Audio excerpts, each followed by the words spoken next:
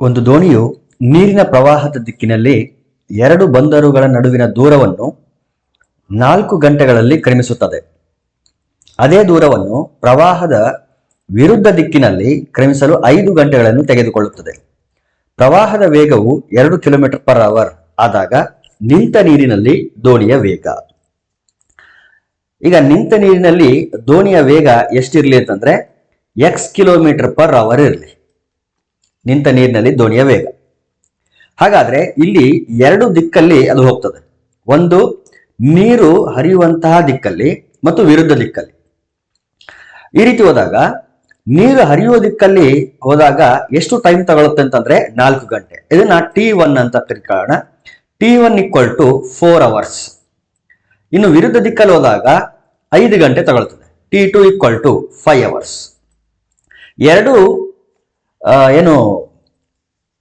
ಎರಡು ದಿಕ್ಕಲ್ಲಿ ಹೋದಾಗ ಡಿಸ್ಟೆನ್ಸ್ ಮಾತ್ರ ಸೇಮ್ ಇರುತ್ತೆ. ಯಾಕಂದ್ರೆ ಇಲ್ಲೇನ್ ಹೇಳಿದರೆ ನೀರಿನ ಪ್ರವಾಹದ ದಿಕ್ಕಿನಲ್ಲಿ 2 ಬಂದರುಗಳ ನಡುವಿನ ದೂರವನ್ನು ಮತ್ತೆ ವಾಪಸ್ ಹೋಗ್ಬೇಕಾದ್ರೆ ಅದೇ ದೂರವನ್ನು ಅಂತ ಹೇಳಿದ್ದಾರೆ. ಅಂದ್ರೆ ಎರಡೂ ಸಿಚುವೇಶನ್ಸ್ ಅಲ್ಲಿ ಡಿಸ್ಟೆನ್ಸ್ ಸೇಮ್ ಇದೆ, ಆದ್ರೆ ಟೈಮ್ ಬೇರೆ ಇದೆ. ಟೈಮ್ ಬೇರೆ ಇರೋದ್ರಿಂದ ಇಲ್ಲಿ ಸ್ಪೀಡ್ ಬೇರೆ ಇದೆ ಅಂತ ಅರ್ಥ. ಸ್ಪೀಡ್ ಬೇರೆ ಇರೋದ್ರಿಂದಾನೇ ಇಲ್ಲಿ ಟೈಮ್ ಬೇರೆ ಇರೋದು. ದೋಣಿಯ ವೇಗ x km/h. ಆಮೇಲೆ ಇಲ್ಲಿ ಯಾವ ವೇಗ ಕೊಟ್ಟಿದ್ದಾರೆ? ಪ್ರವಾಹದ ವೇಗ ಕೊಟ್ಟಿದ್ದಾರೆ 2 km/h ಅಂತ. ಹಾಗಾದ್ರೆ ಇಲ್ಲಿ ನಾವು 2 ಸಿಚುವೇಶನ್ಸ್ ತಗೋಬೇಕು. ಒಂದು ಸಾರಿ ಪ್ರವಾಹದ ದಿಕ್ಕಿನಲ್ಲಿ, ಇನ್ನೊಂದು ಪ್ರವಾಹದ ವಿರುದ್ಧ ದಿಕ್ಕಿನಲ್ಲಿ. ಪ್ರವಾಹದ ದಿಕ್ಕಿನಲ್ಲಿ ಹೋದಾಗ ಸ್ಪೀಡ್ ಏನಾಗುತ್ತೆ ಅಂತಂದ್ರೆ ನೀರಿನ ವೇಗದ ಜೊತೆಗೆ ಈ ದೋಣಿಯ ವೇಗ ಸೇರ್ಕೊಳ್ತದೆ. ಹಾಗಾಗಿ ಆ ಸ್ಪೀಡ್ ನಾವು x + 2 km/h ಅಂತ ಬರಿಬಹುದು. ಅದೇ ರೀತಿ ವಿರುದ್ಧ ದಿಕ್ಕಿನಲ್ಲಿ ಹೋದಾಗ ಇದನ್ನ ನಾವೇನಂತ ಬರಿಬೇಕಾಗ್ತದೆ ಅಂತಂದ್ರೆ ನೀರಿನ ವೇಗಕ್ಕೆ ವಿರುದ್ಧವಾಗಿ ಹೋಗ್ತಾ ಇರೋದ್ರಿಂದ ಇದನ್ನ x - 2 ಅಂತ ಬರಿಬೇಕು. ಇದನ್ನ ಯಾಕೆ x - 2 ಅಂತ ಬರಿಬೇಕು? 2 - x ಅಂತ ಬರಿಬಹುದಲ್ಲ ಅಂತಂದ್ರೆ ಈ ಎರಡರಲ್ಲಿ ಯಾವ ವೇಗ ಜಾಸ್ತಿ ಇದೆ ಅನ್ನೋದನ್ನ ನೋಡ್ಬೇಕು. ನೀರಿನ ವೇಗಕ್ಕಿಂತ ದೋಣಿಯ ವೇಗ ಜಾಸ್ತಿ ಇದೆ. ಇಲ್ಲಿ ಹೆಂಗೆ ಹೇಳ್ತೀರಾ ದೋಣಿಯ ವೇಗ ಜಾಸ್ತಿ ಅಂತ? ದೋಣಿಯ ವೇಗ ಜಾಸ್ತಿ ಇರೋದ್ರಿಂದಾನೇ ಅದು ಮತ್ತೆ ರಿಟರ್ನ್ ಮೊದಲು ಯಾವ ಪ್ಲೇಸ್ ಇಂದ ಬಂದಿತ್ತೋ ಅದೇ ಪ್ಲೇಸ್ಗೆ ರಿಟರ್ನ್ ಆಗಿತ್ತು.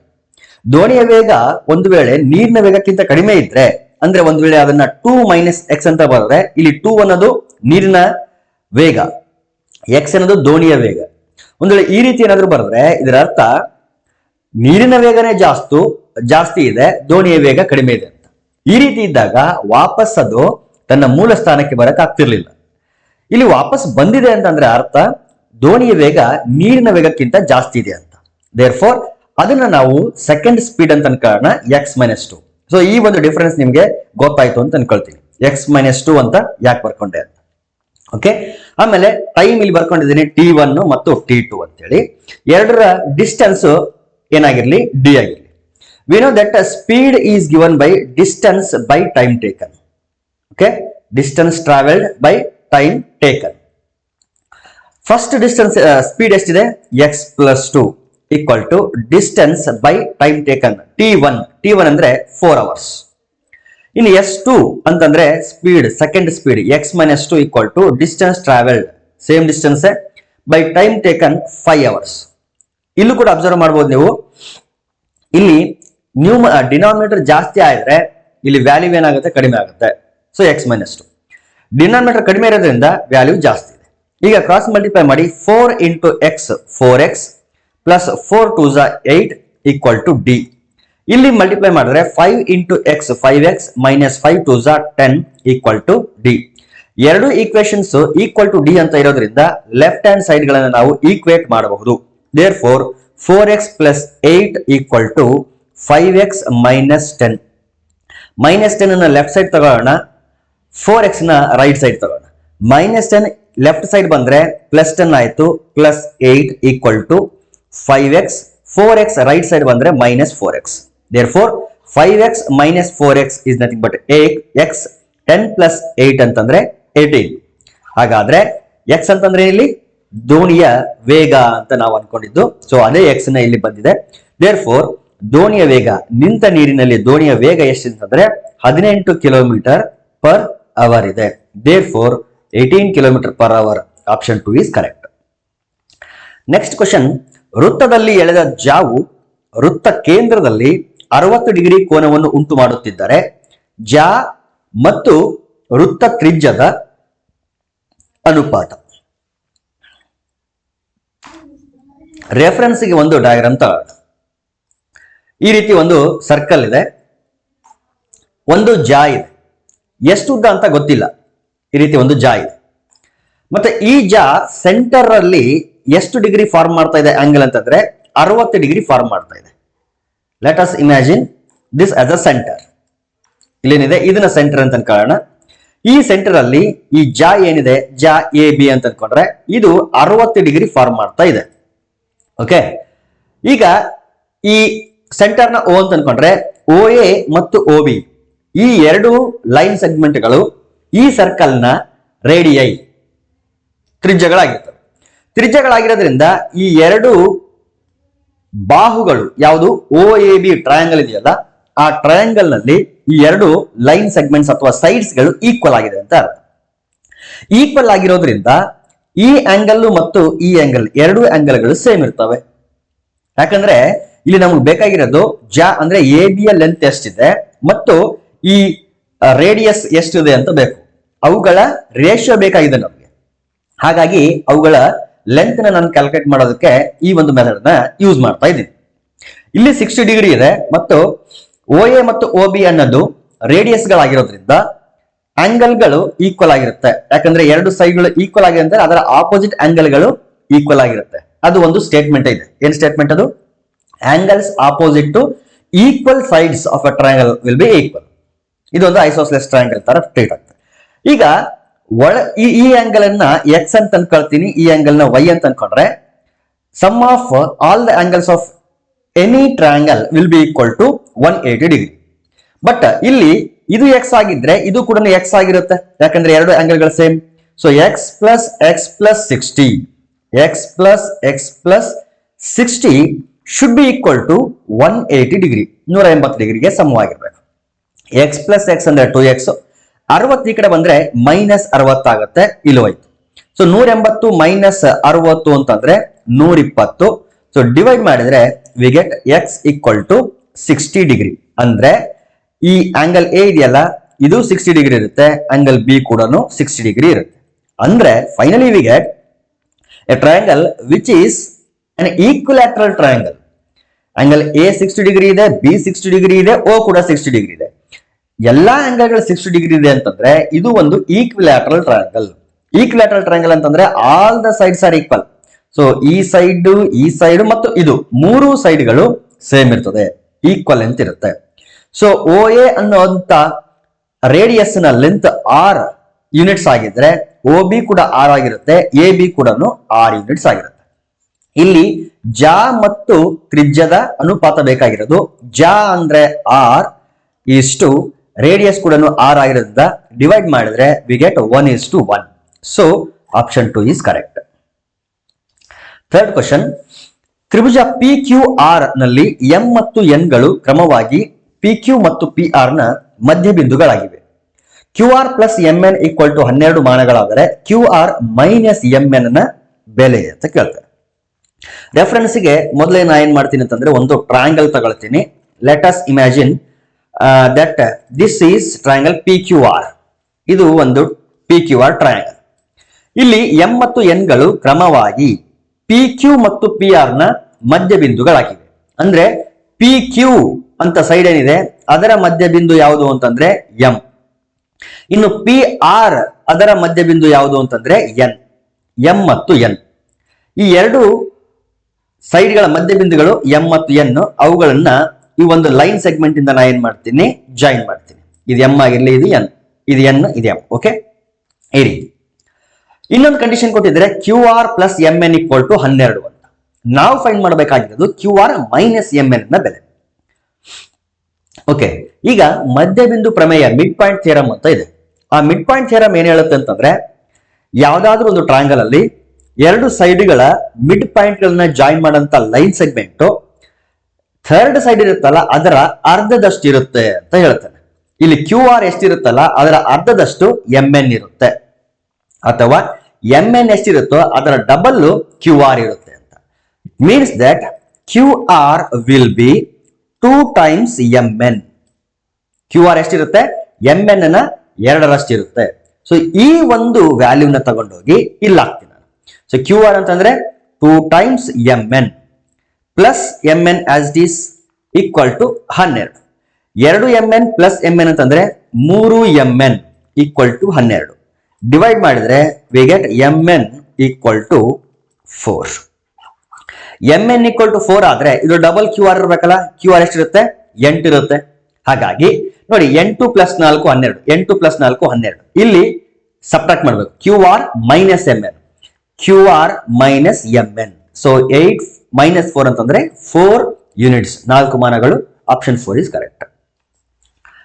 ಒಂದು ಘನದ ಜಾಲಾಕೃತಿಯು ಇದರಲ್ಲಿ ಕ್ಯೂಬ್ನ ಏನು ಜಾಲಾಕೃತಿ ಯಾವುದು ಅಂತೇಳಿ ನಮಗೆ ಬೇಕಾಗಿದೆ. ವೆಬ್ ಅಂತ ಹೇಳ್ತೀವಿ ಅದನ್ನ. ಅದು ಬೇಕಾಗಿದೆ ನಮ್ಗೆ. ಯಾವ್ದು ಕರೆಕ್ಟ್ ಆಗಿದೆ ಅಂತ ನೋಡಿ. ಫಸ್ಟ್ ಒನ್ ನೋಡಿ, ಇದನ್ನ ನಾವು ಕೆಳಗಡೆ ತಗೊಂಡ್ರೆ ಇದು ಸೈಡ್ಗೆ ಬರ್ತವೆ ಎರಡೂನು. ಇದು ಕೂಡ ಸೈಡ್ಗೆ ಬರ್ತವೆ. ಆದ್ರೆ ಇದನ್ನ ಫೋಲ್ಡ್ ಮಾಡಿದಾಗ ಇದು ಈ ರೀತಿ ಮೇಲ್ಗಡೆ ಫೋಲ್ಡ್ ಆಗುತ್ತೆ, ಇದು ಸೈಡಿಗೆ ಫೋಲ್ಡ್ ಆಗುತ್ತೆ, ಇದು ಆ ಕಡೆ ಸೈಡ್ ಇಂದ ಫೋಲ್ಡ್ ಆಗುತ್ತೆ, ಇದು ಈ ಕಡೆ ಸೈಡ್ ಇಂದ ಫೋಲ್ಡ್ ಆಗುತ್ತೆ. ಆದ್ರೆ ಮೇಲ್ಗಡೆ ಖಾಲಿ ಉಳಿಯುತ್ತೆ. ಈ ರೀತಿ ಫೋಲ್ಡ್ ಆದಾಗ ಇದು ಅಡ್ಡ ಬರುತ್ತೆ. ಇಲ್ಲಿ ಈ ರೀತಿ ಫೋಲ್ಡ್ ಮಾಡಿದಾಗ ಇದು ಅಡ್ಡ ಬರುತ್ತೆ, ಇದು ಮೇಲ್ಗಡೆ ಬರಲ್ಲ. So option 1 wrong. ಇನ್ನು ಆಪ್ಷನ್ 2 ತಗೊಂಡ್ರೆ ಇದು ಕೆಳಗಡೆ ಇಟ್ಕೊಂಡ್ರೆ ಇದು ಲೆಫ್ಟ್ ಸೈಡ್ ನ ಒಂದು ಫೇಸ್ ಆಯ್ತು, ಇದು ಇನ್ನೊಂದು ಫೇಸ್ ಆ ಕಡೆಯಿಂದ ಬರುತ್ತೆ, ಇದು ಈ ಕಡೆಯಿಂದ ಬರುವಂತ ಫೇಸ್. ಓಕೆ, ಈಗ ಈ ಕಡೆ ಏನು ಒಂದು ಫೇಸ್ ಬೇಕಲ್ಲ, ಅದು ಒಂದು ಇದಾಗಬೇಕು, ಇಲ್ಲ ಇದಾಗಬೇಕು. ಎರಡನ್ನು ಫೋಲ್ಡ್ ಮಾಡಿದ್ರೆ ಎರಡು ಓವರ್ಲ್ಯಾಪ್ ಆಗಿಬಿಡ್ತವೆ.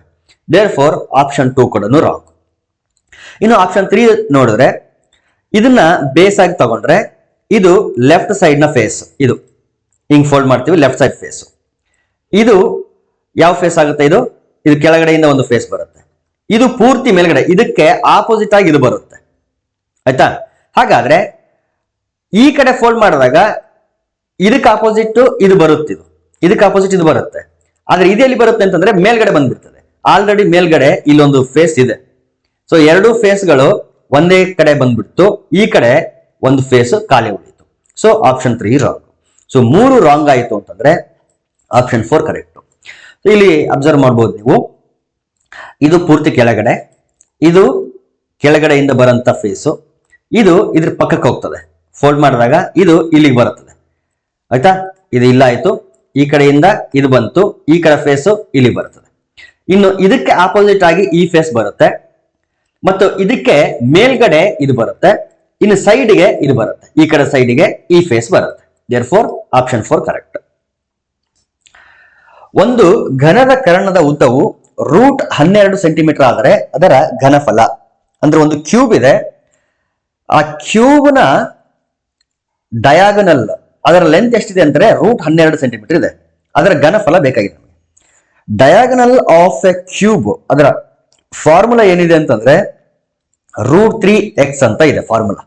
ಇದು ನೆನ್ಪಿಟ್ಕೊಂಡ್ಬಿಡಿ, ಅಥವಾ ಅದು ಹೆಂಗ್ ಬಂತು ಅಂತ ಒಂದ್ಸಾರಿ ನಾನು ಬೇಕಿದ್ರೆ ನಿಮಗೆ ತೋರಿಸ್ತೀನಿ. ನೋಡಿ, ಇದು ಫ್ರಂಟ್ ಫೇಸ್ ಅಂತ ಅನ್ಕೊಳ್ರಿ.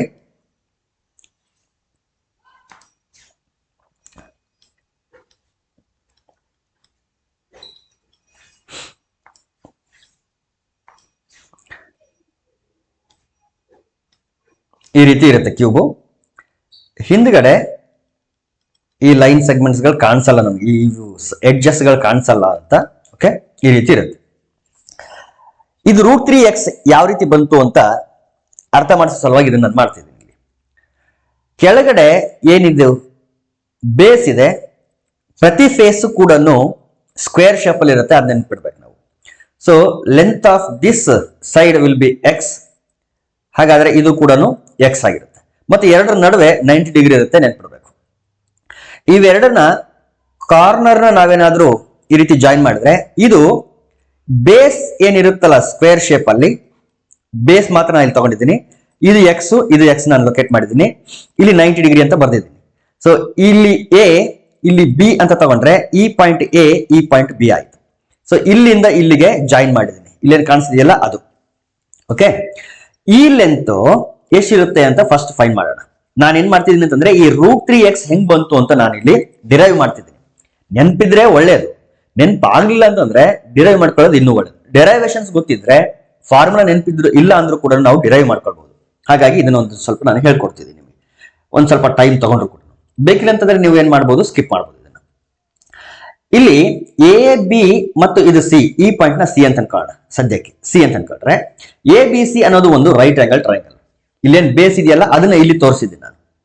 ರೈಟ್ ಆಂಗಲ್ ಟ್ರಯಾಂಗಲ್ ಇಲ್ಲಿ ನಾನೇನ್ ಮಾಡಬಹುದು, ಪೈಥಾಗೋರಸ್ ಥಿಯರಂ ನ ಅಪ್ಲೈ ಮಾಡಬಹುದು. ಪೈಥಾಗೋರಸ್ ಥಿಯರಂ ಅಪ್ಲೈ ಮಾಡಿದ್ರೆ A B square is equal to x square plus X square ಆಗುತ್ತೆ. So it will be equal to 2x square. ಹಾಗಾದ್ರೆ A B equal to √2x square ಆಗುತ್ತೆ. Plus or minus ಬರುತ್ತೆ, ಆದ್ರೆ ನಾನು plus ತಗೊಳ್ತೀನಿ, ಯಾಕಂದ್ರೆ we are dealing with a length. So it is equal to √2 into x square ನ square root x ಬರುತ್ತೆ. ಹಾಗಾಗಿ √2x ಅಂತ ಅನ್ಕೊಂಡ್ರೆ ಯಾವ್ದಿದು, ಎ ಬಿ, ಇದು √2x. ಇಲ್ಲಿದೆಯಲ್ಲ ನಡುವೆ, ಇದರ ಲೆಂತ್ ಎಷ್ಟು ಬಂತು ಈಗ, √2x ಅಂತ ಬಂತು. ಬಟ್ ನಮಗ್ ಬೇಕಾದ್ರೆ ಅದಲ್ಲ, ಘನದ ಕರ್ಣ ಅಂತಂದ್ರೆ ಈ ಎ ಇಂದ ಇಲ್ಲೇನ್ ಮೇಲ್ಗಡೆ ಇದೆಯಲ್ಲ ಆಪೋಸಿಟ್, ಇದನ್ನ ಡಿ ಅಂತ ಅನ್ಕೊಂಡ್ರೆ ಎ ಇಂದ ಡಿ ಗೆ ಏನ್ ಲೈನ್ ಹೋಗುತ್ತಲ್ಲ ಅದರ ಲೆಂತ್ ಬೇಕಾಗಿದೆ ನಮಗೆ. ಇಲ್ಲಿಂದ ಇಲ್ಲಿಗೇನ್ ಹೋಗ್ತಾ ಇದೆ ಲೈನ್, ಇದು ಬಿ ಯ ಮೇಲ್ಗಡೆ ಇರುತ್ತಲ್ಲ ಪಾಯಿಂಟ್ ಅದು, ಮತ್ತು ಈ ಪಾಯಿಂಟ್. ಮತ್ತೆ ನೆನ್ಪಿಟ್ಕೊಳ್ರಿ, ಎ ಬಿ ಅಂತ ಏನಿದೆ, ಆ ಎ ಬಿ ಮತ್ತು ಬಿ ಡಿ ಇವೆರಡೂ 90 ಡಿಗ್ರಿ ಇರ್ತವೆ. ಇಲ್ಲಿ ಎ ಬಿ ಅನ್ನೋದು ಬೇಸ್ ಏನಿರುತ್ತಲ್ಲ, ಬೇಸ್ ನ ಕಾರ್ನರ್, ಆ ಬೇಸ್ ನ ಡಯಾಗನಲ್, ಆ ಬೇಸ್ ನ ಡಯಾಗನಲ್ ಮತ್ತು ಈ ಎಡ್ಜು ಅವೆರಡರ ನಡುವೆ 90 ಡಿಗ್ರಿ ಇರುತ್ತೆ. ಓಕೆ, √2x ಅಂತ ಗೊತ್ತಿದೆ ಎ ಬಿ ಯ ಲೆಂತ್. ಬಿ ಡಿ ಯ ಲೆಂತ್ ಎಷ್ಟಿರುತ್ತೆ ಅಂದ್ರೆ ಎಕ್ಸ್ ಇರುತ್ತೆ. ಯಾಕೆ ಎಕ್ಸ್ ಅಂತಂದ್ರೆ ಇದು ಕ್ಯೂಬ್ ಆಗಿರೋದ್ರಿಂದ. ನಾವು ಫೈಂಡ್ ಮಾಡಬೇಕಾಗಿರೋದು ಎ ಡಿ ಅಂದ್ರೆ ಇಲ್ಲಿ ಘನದ ಕರ್ಣ. ಇದು ಕೂಡ ಮತ್ತೊಮ್ಮೆ ಏನಾಯ್ತು ಅಂತಂದ್ರೆ ಒಂದು ರೈಟ್ ಆಂಗಲ್ ಟ್ರಯಾಂಗಲ್ ಆಯ್ತು. ನೋಡಿ, ಇದು ರೈಟ್ ಆಂಗಲ್ ಟ್ರಯಾಂಗಲ್. ಇದು ಯಾವ್ದಿದು, ಇದು ಬಿ, ಇದು ಎ, ಇದು ಡಿ. ಎ ಬಿ √2x ಅಂತ ಗೊತ್ತಿದೆ, ಬಿ ಡಿ ಎಕ್ಸ್ ಗೊತ್ತಿದೆ, ಎ ಡಿ ಗೊತ್ತಿಲ್ಲ. So A D square equal to A B square plus B D square. A B square ಅಂತಂದ್ರೆ √2x whole square, B D square ಅಂತಂದ್ರೆ X square. √2 ನ square ಮಾಡಿದ್ರೆ 2, X ನ square ಮಾಡಿದ್ರೆ X square plus X square. 2x square plus X square ಅಂತಂದ್ರೆ 3x square. It is nothing but A D square. ಹಾಗಾದ್ರೆ A D equal to √3x square. ಹಾಗಾದ್ರೆ we get √3 into x. So cube ಇತ್ತು ಅಂತಂದ್ರೆ ಅದರ ಕರ್ಣದ ಉದ್ದ √3x ಆಗಿರುತ್ತೆ. ಇದು ಡೆರೈವೇಶನ್ ಅಷ್ಟೇ, ನಮಗೆ ಬೇಕಾಗಿಲ್ಲ ಇದು, ಬಟ್ ಗೊತ್ತಿರ್ಲಿ ಅಂತ ನಾನು ನಿಮಗೆ ಎಕ್ಸ್ಪ್ಲೇನ್ ಮಾಡಿದ್ದೆ. ನಿಮ್ಗೆ ಆ ಒಂದು ವ್ಯಾಲ್ಯೂ ಗೊತ್ತಿದ್ರೆ ಸಾಕು. ಅಂದ್ರೆ ಒಂದು ಕ್ಯೂಬ್ ಕೊಟ್ಟಿದ್ರೆ ಅದರ ಡಯಾಗ್ನಲ್ ನ ಲೆಂತ್ ಏನಾಗಿರುತ್ತೆ, √3x ಆಗಿರುತ್ತೆ. Where X is the length of edge of a cube. √3x equal to ಅವರೇ ಕೊಟ್ಟಿದ್ರೆ √12 ಅಂತ.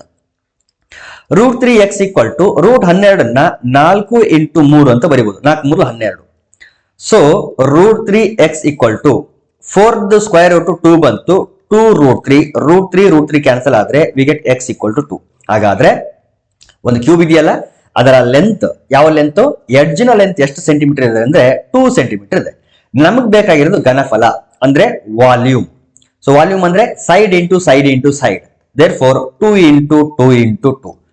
therefore we get 8 centimetre cube. 2 4 4 8 8 centimetre cube. Option 1 is correct. Next question, ಒಂದು ಸಂಖ್ಯೆಯ 5ನೇ 3ರಷ್ಟು ಎರಡನೇ ಸಂಖ್ಯೆಯ 70%ರಷ್ಟಿದೆ. ಮೊದಲನೇ ಮತ್ತು ಎರಡನೇ ಸಂಖ್ಯೆಗಳಿಗಿರುವ ಅನುಪಾತ. ಒಂದು ಸಂಖ್ಯೆ x ಅಂತ ಅನ್ಕೊಳ್ಳೋಣ, ಇನ್ನೊಂದು ಸಂಖ್ಯೆ y ಅಂತ ಅನ್ಕೊಳ್ಳೋಣ. ಒಂದು ಸಂಖ್ಯೆಯ ಅಂತಂದ್ರೆ x ನ 5ನೇ 3ರಷ್ಟು ಅಂದ್ರೆ 3/5 ಈಕ್ವಲ್ ಟು ಇನ್ನೊಂದು ಸಂಖ್ಯೆ ಅಂತಂದ್ರೆ y, ಇದರ 70% ಅಂತಂದ್ರೆ 70/100, 70% ಅಂತ ಬರೀತೀವಿ. But it is nothing but 70/100. ಮೊದಲನೇ ಮತ್ತು ಎರಡನೇ ಸಂಖ್ಯೆಗಳಿಗಿರುವ ಅನುಪಾತ ಅಂದ್ರೆ x ಅನುಪಾತ y ಬೇಕು ನಮಗೆ. x ಇಷ್ಟು y, x ಅನುಪಾತ y is nothing but x/y. So x/y ಕಂಡಿಡಿದ್ರೆ x ಅನುಪಾತ y ಆಟೋಮೆಟಿಕಲಿ ಸಿಗುತ್ತೆ. ಅದಕ್ಕೆ ಏನ್ ಮಾಡೋಣ, y ಈ ಕಡೆ ತಗೊಳ್ಳೋಣ, 3/5 ಈ ಕಡೆ ಬರಲಿ. x/y ಈಕ್ವಲ್ ಟು ಇಲ್ಲಿ 0 ಕ್ಯಾನ್ಸಲ್ ಮಾಡಿಬಿಟ್ರೆ 7/10 ಆಯ್ತು. ಇಂಟು ಇಲ್ಲಿ 3/5 ಇದೆ, ಈ ಕಡೆ ಬಂದ್ರೆ 5/3 ಆಗುತ್ತೆ. 5 5 2 10, therefore 7/3 to the 6. 7/6 ಇದೆ ಅಂತಂದ್ರೆ ಇದನ್ನ ರೇಷಿಯೋ ಫಾರ್ಮ್ ಅಲ್ಲಿ 7:6 ಅಂತ ಬರೀತೀವಿ. So 7:6, option 4 correct. Next question, 23.43 bar ಇದರ P/Q ರೂಪ. ಇದನ್ನ ಎಕ್ಸ್ ಅಂತ ಅನ್ಕೊಳ್ರಿ. 23.43 ಬಾರ್ ನಥಿಂಗ್ ಬಟ್ 23.434343 ಅಂತ ಹೋಗ್ತಾ ಇರ್ತದೆ. ಇದ್ರ ಬಗ್ಗೆ ನಾನು ಪ್ರೀವಿಯಸ್ ವಿಡಿಯೋಗಳಲ್ಲಿ ಯಾವುದೋ ಒಂದು ವಿಡಿಯೋನ ಡಿಸ್ಕಸ್ ಮಾಡಿದ್ದೀನಿ. ಯಾವ್ದನ್ನ ಈಕ್ವೇಶನ್ 1 ಅಂತ ಅನ್ಕೋಬೇಕು, ಯಾವ್ದನ್ನ ಈಕ್ವೇಶನ್ 2 ಅಂತ ಅನ್ಕೋಬೇಕು ಅಂತೇಳಿ. ಕೊಟ್ಟಿರ್ತಕ್ಕಂಥ ಒಂದು ಎಕ್ಸ್ಪಾನ್ಷನ್ ಇರುತ್ತಲ್ಲ, ಡೆಸಿಮಲ್ ಎಕ್ಸ್ಪಾನ್ಷನ್, ಅದನ್ನ ಎಕ್ಸ್ ಅಂತ ಅನ್ಕೊಳ್ಬೇಕು. ಆದ್ರೆ ಈಕ್ವೇಶನ್ ನಂಬರ್ 1 ಅಂತ ಇದನ್ನೇ ಅನ್ಕೊಳ್ಬಾರ್ದು. ಯಾವ್ದನ್ನ ಅನ್ಕೋಬೇಕು ಅಂದ್ರೆ ಈ ಡೆಸಿಮಲ್ ಪಾಯಿಂಟ್ ಎಲ್ಲಿರ್ಬೇಕು ಅಂತಂದ್ರೆ ಈ ರಿಪೀಟೆಡ್ ಪ್ಯಾಟರ್ನ್ ಇರುತ್ತಲ್ಲ ಅದರ ಪಕ್ಕದಲ್ಲಿ ಇರಬೇಕು. ಬಟ್ ಫಾರ್ಚುನೇಟ್ಲಿ ನಮ್ಮ ಡೆಸಿಮಲ್ ಪಾಯಿಂಟ್ ರಿಪೀಟೆಡ್ ಪ್ಯಾಟರ್ನ್ ಇದೆಯಲ್ಲ ಅದರ ಪಕ್ಕದಲ್ಲೇ ಇದೆ. ಸೊ ಇದನ್ನ ನಾವು ಈಕ್ವೇಶನ್ 1 ಅಂತ ಅನ್ಕೊಳ್ಬಹುದು. ಈಗ ಎರಡು ಕಡೆ 100 ಇಂದ ಮಲ್ಟಿಪ್ಲೈ ಮಾಡೋಣ. ಯಾಕೆ 100 ಇಂದ ಮಲ್ಟಿಪ್ಲೈ ಮಾಡಬೇಕು ಅಂತಂದ್ರೆ ಇಲ್ಲಿ ಎಷ್ಟು ಡೆಸಿಮಲ್ ಡಿಜಿಟ್ಸ್ ರಿಪೀಟ್ ಆಗ್ತಾ ಇದ್ರೆ 2 ಡಿಜಿಟ್ಸ್ ರಿಪೀಟ್ ಆಗ್ತಾ ಇದೆ, 4343 ಅಂತ 2 ಡಿಜಿಟ್ಸ್ ರಿಪೀಟ್ ಆಗ್ತಾ ಇದ್ರೆ 100 ಇಂದ ಮಲ್ಟಿಪ್ಲೈ ಮಾಡಬೇಕು. ಅಂದ್ರೆ ಒಂದು ಬ್ಲಾಕ್ ದಾಟಿ ಈ ಪಾಯಿಂಟ್ ಇಲ್ಲಿಗೆ ಬರಬೇಕು. ಒಂದು ಬ್ಲಾಕ್ ಅಂದ್ರೆ ಒಂದೇ ಒಂದು ಪಾಯಿಂಟ್, ಒಂದೇ ಒಂದು ಡೆಸಿಮಲ್ ಡಿಜಿಟ್ ರಿಪೀಟ್ ಆಗ್ತಾ ಇತ್ತು ಅಂದ್ರೆ 10 ಇಂದ ಮಲ್ಟಿಪ್ಲೈ ಮಾಡಬೇಕು. 2 ಡಿಜಿಟ್ಸ್ ರಿಪೀಟ್ ಆಗ್ತಾ ಇದ್ರೆ 100 ಇಂದ, 3 ಡಿಜಿಟ್ಸ್ ರಿಪೀಟ್ ಆಗ್ತಾ ಇದ್ರೆ 1000 ಇಂದ, ಈ ರೀತಿ ನಾವೇನ್ ಮಾಡಬೇಕು, ಮಲ್ಟಿಪ್ಲೈ ಮಾಡಬೇಕು. ಇಲ್ಲಿ 2 ಡಿಜಿಟ್ ರಿಪೀಟ್ ಆಗ್ತಾ ಇರೋದ್ರಿಂದ 100 ಇಂದ ಎರಡು ಕಡೆನೂ ಮಲ್ಟಿಪ್ಲೈ ಮಾಡ್ತೀವಿ. So we get 100x in the left side equal to, ಇಲ್ಲಿ 100 ಇಂದ ಮಲ್ಟಿಪ್ಲೈ ಮಾಡಿದಾಗ ಈ ಡೆಸಿಮಲ್ ಪಾಯಿಂಟ್ ಎಲ್ಲಿ ಬರುತ್ತೆ ಅಂದ್ರೆ ಒಂದು ಸೆಟ್ ಆಫ್ ರಿಪೀಟಿಂಗ್ ಪ್ಯಾಟರ್ನ್ ಇರುತ್ತಲ್ಲ ಅದನ್ನ ದಾಟ್ಕೊಂಡು ಇಲ್ಲಿ ಬರುತ್ತೆ. ಸೊ 2343 ಆದ್ಮೇಲೆ ಪಾಯಿಂಟ್ ಮತ್ತೆ ಆಸ್ ಇಟ್ ಈಸ್ 434343 ಅಂತ ಬರುತ್ತೆ. ಇದು ಈಕ್ವೇಶನ್ ನಂಬರ್ 2. ನಾವು 2 - 1 ಅಂತಂದ್ರೆ 100x ಮೊದಲು 2343 ಪಾಯಿಂಟ್ ಈ ಡೆಸಿಮಲ್ ಪ್ಯಾಟರ್ನ್ ಏನ್ ರಿಪೀಟ್ ಆಗ್ತಾ ಇದೆ ಆಸ್ ಇಟ್ ಈಸ್. ಇನ್ನು ಈಕ್ವೇಶನ್ ನಂಬರ್ 1 ಏನಿದೆ, x ಈಕ್ವಲ್ ಟು 23.43 ಬಾರ್. ಇಲ್ಲಿ ಡೆಸಿಮಲ್ ಪಾಯಿಂಟ್ ರೈಟ್ ಸೈಡ್ ಎಲ್ಲಾ ವ್ಯಾಲ್ಯೂಸ್ ಗಳು ಸೇಮ್ ಇರೋದ್ರಿಂದ ಎಲ್ಲಾ ಕ್ಯಾನ್ಸಲ್ ಆಗಿ 0 ಬಂದ್ಬಿಡ್ತದೆ. ಇಲ್ಲೆಲ್ಲ 0 0 0. 3 - 3 0, 4 - 2 ಇಟ್ ಈಸ್ 2, ಇಲ್ಲಿ 3 ಇಲ್ಲಿ 2 ಈಕ್ವಲ್ ಟು 100 ಅಲ್ಲಿ x ಹೋದ್ರೆ 99x. But what we want x. So x equal to 2320 divided by 99x. Sorry 99, x ಅಲ್ಲಿದೆ 99. therefore first option is correct, 2320/99. Next question, 6^4 into 8^6 into 10^8 into 12^10 ಇದರ ಗುಣಲಬ್ಧದಲ್ಲಿರುವ ಅವಿಭಾಜ್ಯ ಅಪವರ್ತನಗಳ ಸಂಖ್ಯೆ. ಯುನಿಕ್ ಪ್ರೈಮ್ ಫ್ಯಾಕ್ಟರ್ಸ್ ಅಂದ್ರೆ ಬೇರೆ ಇದೆ, ಒಟ್ಟು ಪ್ರೈಮ್ ಫ್ಯಾಕ್ಟರ್ಸ್ ಅಂದ್ರೆ ಬೇರೆ ಬರುತ್ತೆ. ಇಲ್ಲಿ ಯುನಿಕ್ ಆಗಿ ಕೇಳಿಲ್ಲ, ಅಂದ್ರೆ ಅನನ್ಯ ಅವಿಭಾಜ್ಯ ಸಂಖ್ಯೆಗಳು ಅಂತಂದ್ರೆ ಬೇರೆ, ಬರೀ ಅವಿಭಾಜ್ಯ ಸಂಖ್ಯೆಗಳು ಅಂದ್ರೆ ಬೇರೆ. ಇವುಗಳನ್ನ ಏನ್ ಮಾಡೋಣ, ಬೇಸ್ಗಳನ್ನ ಅವಿಭಾಜ್ಯ ಸಂಖ್ಯೆಗಳ ಬೇಸ್ ಆಗಿ ಎಕ್ಸ್ಪ್ರೆಸ್ ಮಾಡೋಣ. ಈ 6 2 3 6 ಅಂತ ಬರಿಬಹುದು. ಸೊ 2 × 3 ಘಾತ 4 ಇಂಟು ಈ 8 2 ಕ್ಯೂಬ್ ಅಂತ ಬರಿಬಹುದು. ಮೇಲ್ಗಡೆ ಘಾತ ಏನಿದೆ 6 ಇದೆ. ಇಂಟು 10 2 5 10 ಅಂತ ಬರಿಬಹುದು. ಸೊ 2 × 5 ಘಾತ 8 ಇಂಟು 12 ನಾವೇನಂತ ಬರಿಬಹುದು ಗೊತ್ತಾ, 2 6 12, 2 3 6, 3 1 3. So 12 can be return as 2² × 3. So ಈ 12 2² × 3 ಅಂತ ಬರೆಯೋಣ. ಪೂರ್ತಿ ಮೇಲ್ಗಡೆ ಘಾತ 10 ಇದೆ. ಈಗ ಈ 4 ಎಲ್ಲ ಒಳಗಡೆ ಮಲ್ಟಿಪ್ಲೈ ಮಾಡಿ, ಈ 4 2ಗೆ 3ಗೆ ಮಲ್ಟಿಪ್ಲೈ ಆದ್ರೆ ಅಂದ್ರೆ ರೈಸ್ ಆದ್ರೆ 2⁴ ಇಂಟು 3⁴ ಇಂಟು 2 3 6 18, 3 6 18 ಇಂಟು 2⁴8 5⁴8 ಇಂಟು 2 ಇಲ್ಲಿ 2 ಇದೆ, ಇಲ್ಲಿ 10 ಇದೆ ಅಂದ್ರೆ ಮಲ್ಟಿಪ್ಲೈ ಆಗ್ತದೆ. 2 × 10 20 ಇಂಟು 3⁻10 ಇಷ್ಟ ಆಯ್ತು. ಈಗ ಯುನಿಕ್ ಪ್ರೈಮ್ ಫ್ಯಾಕ್ಟರ್ಸ್ ಅಂತಂದ್ರೆ ಯಾವ್ಯಾವ ನಂಬರ್ಗಳಿದೆ ಯುನಿಕ್ ಆಗಿ ಅಂತಂದ್ರೆ 2 ಇದೆ, 3 ಇದೆ, 5 ಇದೆ. ಯುನಿಕ್ ಆಗಿರೋದು ಇವು ಮೂರೇ ಪ್ರೈಮ್ ನಂಬರ್ಸ್ಗಳು ಈ ಪ್ರಾಡಕ್ಟ್ ಅಲ್ಲಿ ಇದೆ. ಯುನಿಕ್ ಆಗಿರೋಂಥದ್ದು. ಆದರೆ ನಮಗೆ ಬೇಕಾಗಿರೋದು ಪ್ರೈಮ್ ಫ್ಯಾಕ್ಟರ್ಸ್ ಅಷ್ಟೇ, ಅವಿಭಾಜ್ಯ ಸಂಖ್ಯೆಗಳು ಎಷ್ಟಿದೆ ಅಂತ. ಸೊ ಅವಿಭಾಜ್ಯ ಸಂಖ್ಯೆಗಳು ಎಷ್ಟಿದೆ ಅಂತ ಬೇಕು ಅಂತಂದ್ರೆ ಇವೆಲ್ಲನೂ ಅವಿಭಾಜ್ಯ ಸಂಖ್ಯೆಗಳು. 2 ಅನ್ನೋದು ಎಷ್ಟು ಸಾರಿ ಇದೆ, 3 ಅನ್ನೋದು ಎಷ್ಟು ಸಾರಿ ಇದೆ, 5 ಅನ್ನೋದು ಎಷ್ಟು ಸಾರಿ ಇದೆ. ಸೊ ಇದೇ ನಮಗೆ ಬೇಕಾಗಿರೋದು.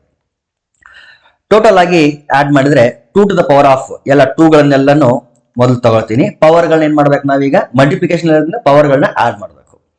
ಇದು 4, ಇದು 18, 4 18 ಅಂದ್ರೆ 22, 22 ಪ್ಲಸ್ 8 30, 30 ಪ್ಲಸ್ 20 ಅಂದ್ರೆ 50 ಆಯ್ತು. ಕರೆಕ್ಟ್ ಆಗಿದ್ದೇನೆ? 20, 28, 28 ಪ್ಲಸ್ 8 36, 36 40, 58, ಓ ಸಾರಿ ಇಲ್ಲಿದೆಯಲ್ಲ, 20, 28, 28 18, 28 10 38, 8 46, 4 50 ಕರೆಕ್ಟ್ ಆಗಿದೆ. ಇಂಟು 3, 3ಗೆ ಇಲ್ಲಿದೆ ನೋಡಿ 3 ಪವರ್ 4, ಇದು 4, ಇದು 10 14, 3ಗಳೆಷ್ಟಿದೆ 14 ಟೈಮ್ಸ್ ಇದೆ. ಇನ್ನು 5ಗಳೆಷ್ಟಿದೆ ಅಂದ್ರೆ 8 ಟೈಮ್ಸ್ ಇದೆ. ಟೋಟಲ್ ಎಷ್ಟಾಯ್ತು? ಟೋಟಲ್ 3 ಮಾತ್ರ ಯುನಿಕ್ ಆಗಿದೆ, ಬಟ್ ನನಗೆ ಬೇಕಾಗಿರೋದು ಅವಿಭಾಜ್ಯ ಅಪವರ್ತನಗಳು. ಟೋಟಲ್ ಎಷ್ಟಾಗಿದೆ ಅಂದ್ರೆ 2 ಅನ್ನೋದು 50 ಸಾರಿ, 3 ಅನ್ನೋದು 14 ಸಾರಿ, 5 ಅನ್ನೋದು 8 ಸಾರಿ ಇದೆ. ಸೊ 50, 14, 8, 8 4 12, 5 6 7. ಸೊ ಎಷ್ಟು ಅವಿಭಾಜ್ಯ ಅಪವರ್ತನಗಳಿದೆ ಅಂದ್ರೆ 72 ಅವಿಭಾಜ್ಯ ಅಪವರ್ತನಗಳಿದೆ. So option 3 is correct. Remaining part will be continued in the next video. Thank you.